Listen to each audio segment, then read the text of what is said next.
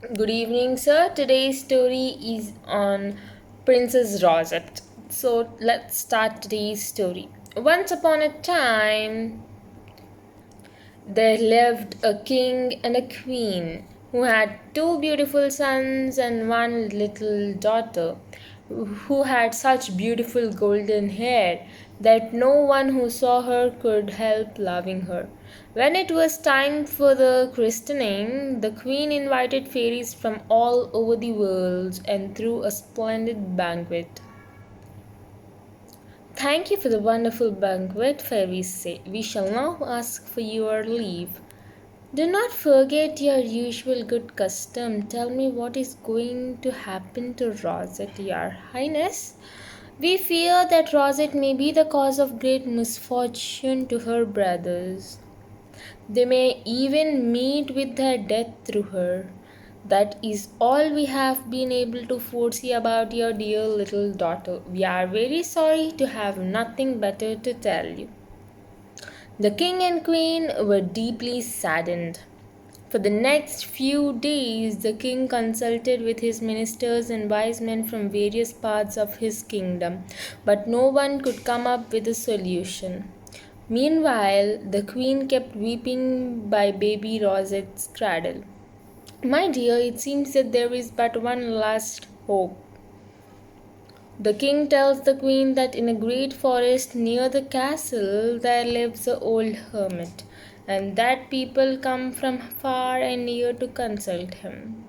Then we better go and ask his advice, the queen says. Perhaps he will know what to do to prevent the misfortunes which the fairies foretold. They set out very early the next morning on their horses, and the king's men rode behind. When they reached the forest, they dismounted, for the trees grew so thickly that the horses could not pass, and made their way on foot to the hollow tree where the hermit lived.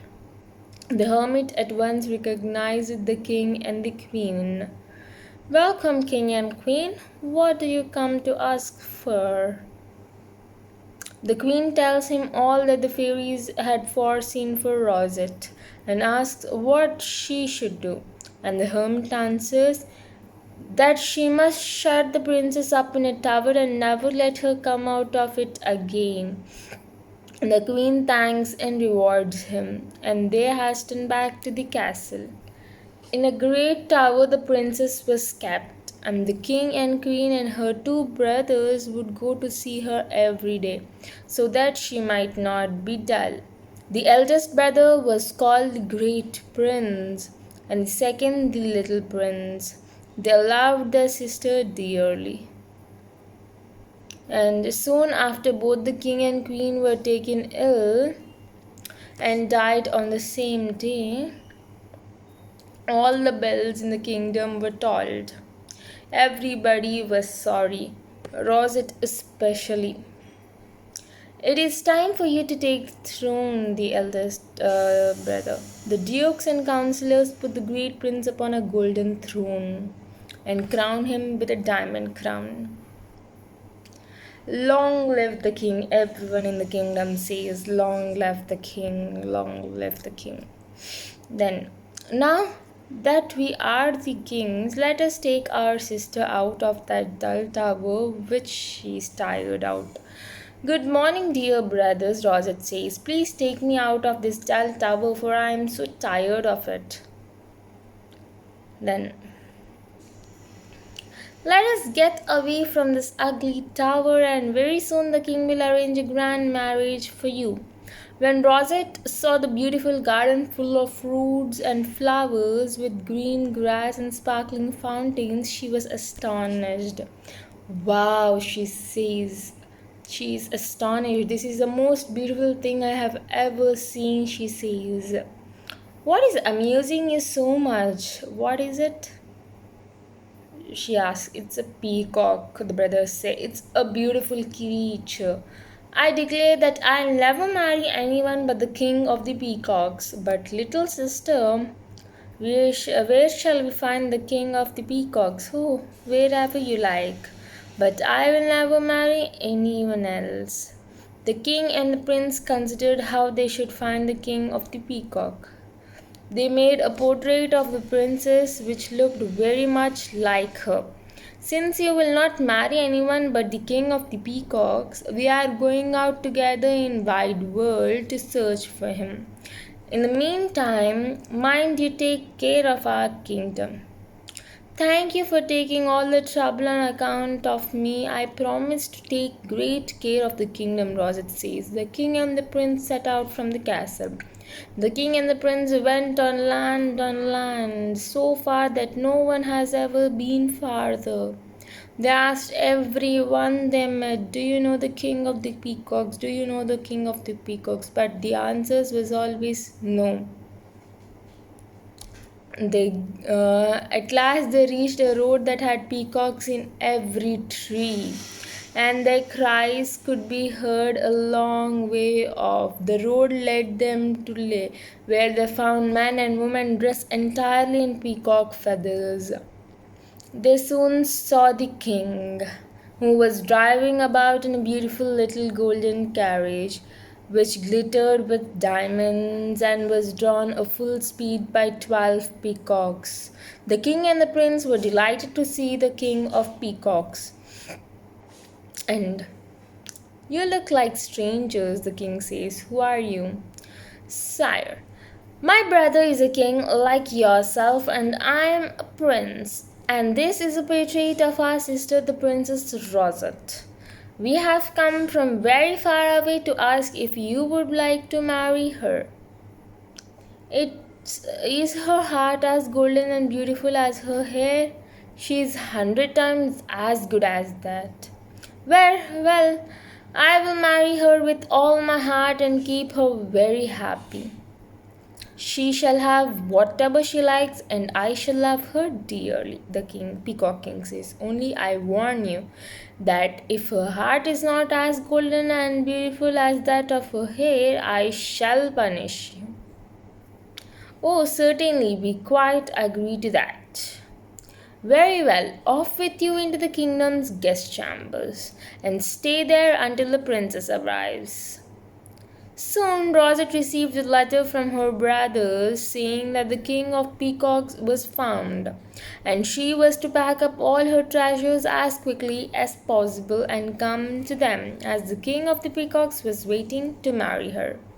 The king of peacocks has been found and he is ready to marry me. Rosette decided to leave her brother's kingdom to the care of the wisest old man of the city. Take charge of everything, make sure the people are happy and content until the king returns. She sets out, only taking with her her nurse, the nurse daughter, and her little green dogfish. They take a boat and put out to sea. When Rosette and Frisk fall asleep, the wicked nurse reaches out to the boatman. Do you want to make a fortune? She says. Certainly I do. Well, I will give you 100 gold coins if you help me. Throw the princess into the water, and when she's drowned, I'll put her beautiful clothes upon my daughter, and we will take her to the kingdom of peacocks, who will be only too glad to marry her. The thought of getting 100 gold coins made him agree to Victor's proposition. The witness, the boatman, and her daughter picked up the princess along with the feather bed and Frisk and threw them into the water. Now, luckily, the princess' bed was entirely stuffed with phoenix feathers, which are very rare and have the property of always floating upon water. So, Rosette went on floating about as if she had been in a boat. Frisk, who suddenly woke, began to bark. He barked so long and so loud that he woke up Rosette and all the fish, who came swimming up around the bed, poking it with their great beaks. The wicked nurse and the boatman were by this time quite a long way off. Let us make haste to the land, the nurse says, for we must be quite near the city of the king of peacocks. The nurse's daughter put on Rosette's prettiest frock and covered her with diamonds from head to foot. The boat now reached the shore of the kingdom of King of Peacocks. When she stepped from the boat and the escort sent by the King of Peacocks caught sight of her, they were very surprised. It bring me something to eat, else I will have all your heads cut off. Not only does she not have golden hair, she is wicked too. What a bride for our poor king. She certainly was not worth bringing from the outside. The procession was long and it advanced slowly, and the nurse's daughter sat up in her carriage, trying to look like a queen. She would give slaps and pinches to every peacock. Meanwhile, Rosette and Frisk, with the help of fishes, reached the shore of the King of Peacocks. Thank you so much, friends. I shall never forget your help, Rosette says, and tell your tales to my friends and family. We should hurry up. Lead the way, Fisk. The procession reached the palace, where the King of Peacocks waited with Rosette's brother to welcome the princess. The false queen stepped out of the carriage and kicked a nearby peacock. Out of my way, she says. What? You two rascals who call yourself king and prince dare to play me such a trick? Your sister does not have golden hair, and she is definitely not kind at all. Do you propose that I shall marry this cold-hearted creature? Do you propose? But she is not our sister, king. There is some misunderstanding. Lies, lies, and only lies, the Peacock King says. Guards, let them and their sister be shut in my great tower as prisoners. Stop. Rosette runs towards the King of Peacocks with Frisk behind her. She kneels down in front of the king. O King of the Peacocks, I am the real Princess Rosette, and she that dressed as me is my nurse's daughter. The King of the Peacocks was shocked. Rosette explained everything to the King of the Peacocks. Guards, seize the nurse and her daughter, the king orders, and bind them with ropes and throw them into the sea. The guards immediately leave the brothers, seize the wicked nurse and her daughter. When Rosette turns towards the King of Peacocks and says, O King of Peacocks, please don't harm them. Please forgive them, for their greed got the better of them. If you forgive them, they'll surely learn from their mistake and never wish harm upon anyone.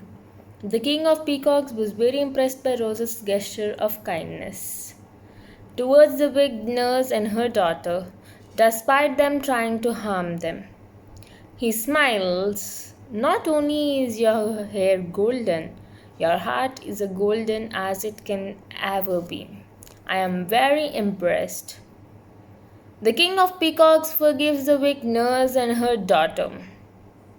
The nurse restores to Rosette all her dresses and jewels and the bushel of gold pieces.